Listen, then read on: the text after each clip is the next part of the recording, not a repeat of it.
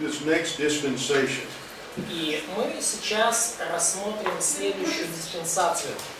This is the second dispensation. Это вторая диспенсация. Okay, now this covers the same, this covers the next period of time from Genesis 3:8 or 3:9 to 8:14. То есть следующая диспенсация покрывает вот уже следующий отрезок времени. Это с Бытия 3 главы 9 стиха до 8 главы 14 стиха, до потопа, между падением и потопом.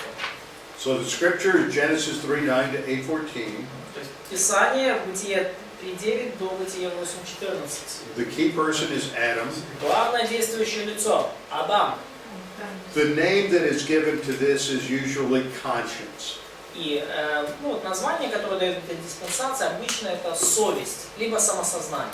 And this is based on Romans 2:14. И это основывается на Римлянам 2:14. There's no authority given over the family. Не было дано власти, например, над семьей. There's no delegation by God of judicial authority. То есть не было делегированной Богом юридической власти в мире. Now what we see if you look carefully at Genesis 2 is that God is dwelling in Eden. И если вы внимательно изучаете Бытие 2 главу, то видите, что Бог пребывает в Эдемском саду. And the garden is made east of Eden. The garden is made east of Eden. И теперь сад уже насажден на восток от Едема. Okay, and the indication is that God is still present. И идея в том, что Бог все еще присутствует. And this group of cherubs surround Eden. И вот эта группа херувимов, это 3 глава, 24 стих. To prevent people from coming in. Они окружают Эдемский сад, чтобы воспрепятствовать людям пройти. Да, поставил на востоке у сада Эдемского херувима. Now my personal belief. 3:24. So is it one cherub or a group of them? Many cherubs. Там много херувимов. The Hebrew is cherubim. В еврейском там херувимов, то есть там много. Да, множество. It is my belief that God still lives on the earth. То есть я верю во что? Что Бог в это время все еще присутствует на земле. And He is involved in judging human affairs. И Он участвует в том, что в жизни людей Он судит вот все вот эти земные тяжбы и дела. But after the flood, Но после потопа He is no longer on the earth. Он уже на земле не присутствует. Okay, that doesn't affect what we're studying right now. Ну, вообще это никак не влияет на то, что мы прямо сейчас изучаем, это просто Except I think it can explain why God doesn't delegate judicial responsibility to man until after the flood. Но я думаю, это объясняет, почему Бог не вверяет человеку какую-то юридическую ответственность по поддержанию закона до потопа. Okay. So the name is conscience because each person is responsible for their own lives and living them in obedience to God. И называется эта диспенсация совесть, потому что каждый человек ответственен за собственную жизнь и за свое послушание Богу. And so their responsibility is to still fill the earth, subdue the earth. И их ответственностью все еще является наполнять землю, владычествовать над ней. The wife is to submit to her husband. Жене также надо подчиняться мужу. And for salvation, they are to have faith in the promised seed of the woman. И для своего спасения нужно верить в обещанное семя жены. Okay, the test. В чем же заключается испытание? Now, man has no written revelation.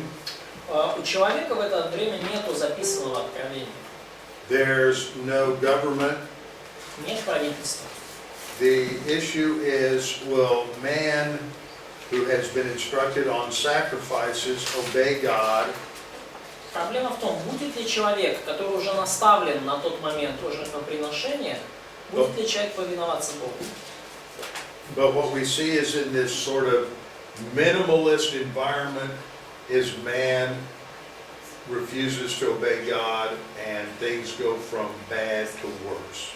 Но и мы видим, что вот в этом, скажем так, минималистичном очень таком окружении человек не слушается Бога, и вещи, ситуация из плохой становится просто ужасной. So that at the end of this age, God has to destroy the human race. И к концу этого века, этой эпохи, Богу надо просто уничтожить человечество под корень. Without God's law and without Scripture, man creates an evil civilization. То есть без закона Божьего, без Писания люди создают ужасную злую цивилизацию. And this is human failure. И это провал людей. There is murder. Мы видим убийство. There's the angelic infiltration with the sons of God in Genesis chapter 6. Мы видим смешение с ангелами в Бытии 6 главе. And that man is unable to recover perfect environment through his own efforts. И человек не может собственными усилиями восстановить и довести до совершенства окружающую среду. He must rely on God's grace. Человек должен полагаться на Божью благодать. Это пункт сейчас. And the human race completely fails by allowing itself to be seduced by these angels, these sons of God. И человечество полностью потерпело полный провал, позволив себе быть, обманутыми, обольщенными, соблазненными вот этими вот ангелами, демонами. And so that brings about a divine judgment, И это приводит к божественному суду. which is the Noahic flood.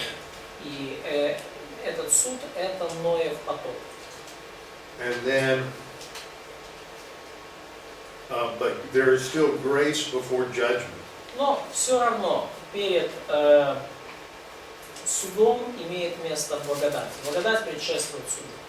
Noah proclaims God's saving grace and salvation for 120 years. Ной провозглашал спасительную божественную благодать и спасение порядка 120 лет.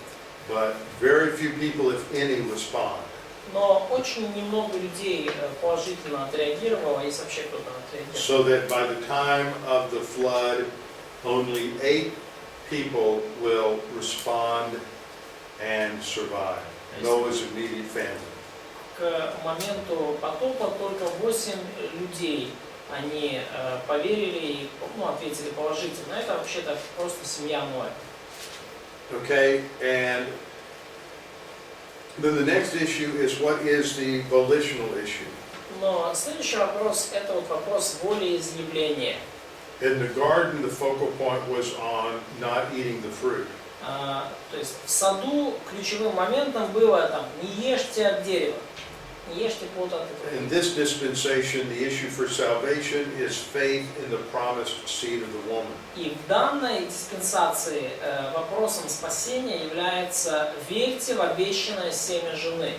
Second, they were to maintain a relationship with God based on the ritual sacrifices. И второе, их духовная жизнь поддерживается и основывается на ритуальных жертвоприношениях. But the failure is that man is not responsible to follow his own conscience. Но провал в том, что человек недостаточно ответственный, чтобы следовать своей собственной совести. And man becomes more and more evil. И человек становится все более и более злым и развращенным. And I want to remind you from yesterday that the covenant with Noah И я хочу вам напомнить еще со вчерашнего дня, что завет с Ноем is a continuation or modification это продолжение или модификация of the previous two covenants. Предыдущих двух заветов. And the previous two covenants were the Предыдущие два завета the previous two covenants were the creation or Adamic, Edenic covenant. это был Эдемский завет, завет сотворения. Эдемский и Адамский. And then the Adamic covenant. И завет с Адамом. Now you have your notes, И у вас есть заметки. and so the scripture for the Noahic covenant is Genesis 9:1 through 17. И мы сейчас идем по заметкам. Писание для Нового Завета это 9 глава Бытие с 1 по 17 стих. Now I've listed for you 7 different provisions of that covenant. И я вам уже здесь написал 7 пунктов, да, 7 условий этого завета. And завета. what you will see in those 7 provisions is that there are some things that stay the same. И что вы видите вот в этих требованиях или обеспечениях завета? Некоторые остались теми же, And some things will change or be modified. а некоторые моменты они поменялись или были модифицированы. Okay, first provision Первое обеспечение или первое повеление is that they are to be fruitful and multiply and fill the earth. это то, что они должны плодиться, размножаться и наполнять землю. This is basically reiterated from Genesis 1:28. И по сути это уже просто взято из Бытия 1:28. The only thing that is not repeated is the command to subdue the earth. Единственное, что не повторено, это повеление владычествовать над землей. But in some sense, man is still the ruler of the earth, so he is to attempt to the best of his ability to subdue the earth. Ну, в определенном смысле человек остается владыкой земли, и он должен приложить все возможные усилия, чтобы владычествовать и царствовать над землей. Which doesn't mean to destroy the earth. Ну и это не означает уничтожить землю. But it means to bring the natural resources and everything under their control so that they can use it to glorify God. Но это значит, что нам нужно стараться взять под контроль вот эти природные ресурсы и использовать их для Божьей славы. So this is a biblical view. I mean, from this we can build a biblical view of responsible use of the environment. И вот из этого мы можем вывести библейский взгляд на ответственное использование окружающей среды. See, the environmentalist movement would rather not have any logging at all. Okay, no logging of forest. Just let everything grow. Да, то есть с точки зрения сторонников движения в защиты окружающей среды, они вообще бы, да, не разрешали ни вырубать лес, ни делать никакие лесозаготовки, они бы всему позволили расти и цвести где And they would probably will, they say they will restrict the catching of animals or killing the animals. Yes. Да. But Но let me give you two examples. давайте два примера. Okay, in California now they have restricted logging. Okay. То есть вот в Калифорнии у них сейчас, например, лесозаготовка ограничена. Oh, and everybody thinks, oh, this is so good for nature. И некоторые думают, ой, это же так хорошо для природы. But what happens is all of the underbrush grows without restriction. Но что случается, когда вот все вот эти, когда лес растет без ограничений? And then when the dry season comes, the shrubbery dies. Shrubbery. Like small bushes. Small bushes, да. То есть растут большие деревья без ограничений, а потом наступает сезон rain season or dry season. А потом наступает засуха, и все мелкие кусты, которые под большими деревьями, and so они засыхают. And also the fire. Yeah, so that becomes tinder for fire. Да, и это становится причиной, условием для пожаров. But when loggers come in, Но когда приходят дровосеки, if they're responsible, если они ответственно относятся they're к своей not just обязанности, destroying the forest. они не уничтожают лес просто. They will use it to replenish and grow more trees. Они будут использовать вот эту лесозаготовку для того, чтобы But they will clear out this underbrush очистить лес и убрать все то, что они очистят, весь этот кустарник, там все то, что там. So there will be less fires. И таким образом создадут условия для того, чтобы было меньше пожаров. Less damage to animals and to homes. И в итоге меньше ущерба будет нанесено животным и домам, которые поблизости. Another example in California, the problems with environmentalists. И второй пример – это вот проблема в Калифорнии с сторонниками движения по защите окружающей среды. They raised a big issue in the early 1970s about spotted owls. И они подняли большую проблему в 70-х годах по поводу пятнистых сов. And they said that because these forests were being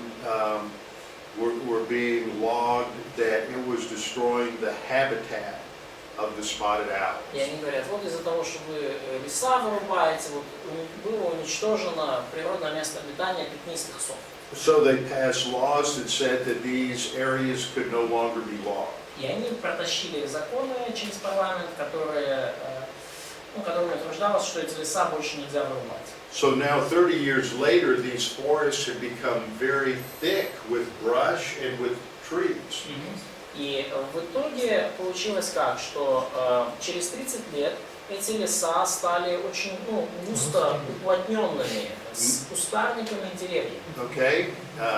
Now spotted owls eat. What do they eat? What do spotted owls eat? Что едят пятнистые совы? Змей. Маус, Yeah. снейкс. So they see, they fly. То есть, They need to be able to see the floor of the forest, to see mice and snakes. понимаете, да, они летят, и нужно быть способными увидеть там на земле, да, мышь там или змею.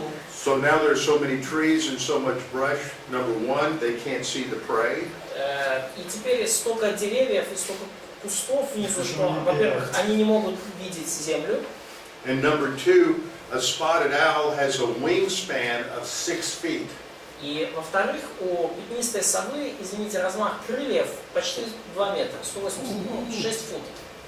But these trees grow closer together than 6 feet. Но эти деревья, они так близко растут друг к другу, что там меньше, чем 6. Не размахнулся. So they can't fly to the floor of the forest to find their food. То есть сова не может просто летать и не может спуститься вот вниз, чтобы найти себе еду. So the solution was worse than the problem. И потому решение в итоге стало хуже, чем сама проблема. Okay. So we have to biblically we responsibly use the environment. И потому нам нужно по-библейски ответственно относиться к окружающей среде. So back to Genesis 9. И вернемся к Бытию 9 главе. So God says they are to. The second thing is that there will now be fear among the animals for man. И второй момент, что сказал Бог, теперь да страшатся, да трепещут вас все звери земные. Теперь будет страх животных перед человеком. Before this, there was not fear for man, but man was in dominion. So there was he was in a position of authority, but there wasn't a fear for man. До того, не было страха у животных перед человеком. Человек владычествовал, человек обладал авторитетом, доминировал, но не было страха у животных перед человеком. Okay. Third, there's going to be a change in diet. Третье, есть изменения в диете. Fourth, they're Можно есть мясо. told not to eat or drink blood. Четвертое, им сказано не есть и не пить крови. Fifth, they're authorized to make judicial decisions, even to the point of taking the life of someone who commits murder. В-пятых, теперь людям доверено принятие юридических решений, законных решений, вплоть до решения о смертной казни. Capital punishment is then authorized and commanded. It's not an option. Смертная казнь не является каким-то вариантом, она Богом закреплена и она повелена Богом. То есть это не вариант выбора. And there's a promise of no more universal flood. И шестое, что есть обещание о будущем всемирном потопе. That God won't destroy the earth by flood again. То есть, точнее, о том, что такого потопа больше не будет, что And Бог больше не будет уничтожать землю потопом. that shows that the flood had to be a worldwide flood because there had been many local floods since then. И это нам показывает на то, что потоп, который был при Ное, был всемирным, потому что с тех пор было много маленьких местных потопов. So when you see a rainbow, И потому, когда вы видите радугу, remember God, that is God's promise, He will not destroy the earth by fire again. помните, что это Божье обетование, by flood. He will not destroy. I mean, not destroy the earth by water again. Да, это Божье обещание, радуга, что Он больше не уничтожит землю водой. But it also means that we are commanded to execute murderers. Но это также напоминание нам о том, что нам нужно казнить убийц. And we are commanded to eat meat. И нам повелено есть мясо. So I always say when you see a rainbow, И каждый раз я так говорю, что когда вы видите радугу, celebrate by eating steak то отпразднуйте это событие, съев стейк and executing murderers. и казните какого-нибудь убийцу. See, now you will not forget that, will you? Да, вот видите, теперь вы не забудете, по крайней мере, то, что я сказал. Okay, now in terms of the status of this covenant, it is still in effect. И касательно статуса этого завета, он до сих пор в действии.